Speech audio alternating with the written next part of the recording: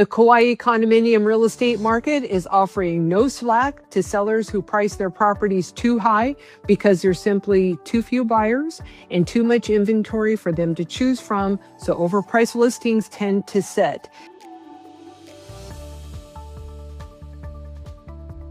Even accurately priced condominiums can spend time on the market, but the difference is those are the ones that are going to be far more likely to be the ones that eventually sell.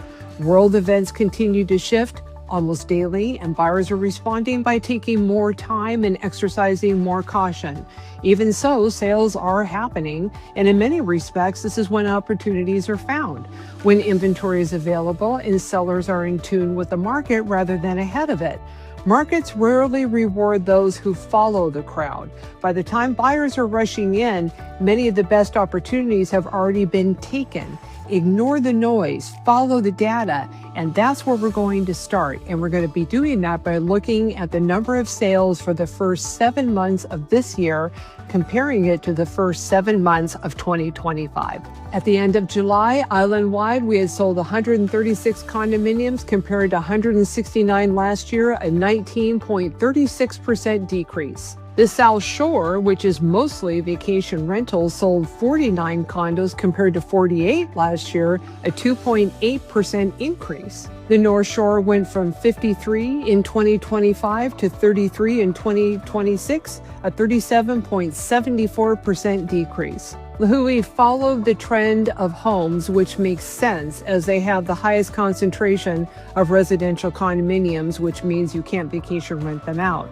They went from 45 last year to 36 this year, a 20% decrease, but their good news is in the median price. In the month of July, 27 condominium sellers changed their price and all but 2 lowered it.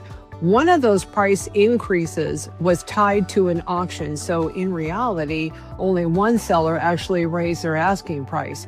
Condominiums have had a challenging few years between rising insurance costs, increasing HOA dues, financing hurdles, and a softer market.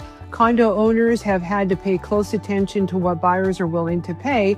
As a result, I found condominium sellers to be a little more in tune with today's market.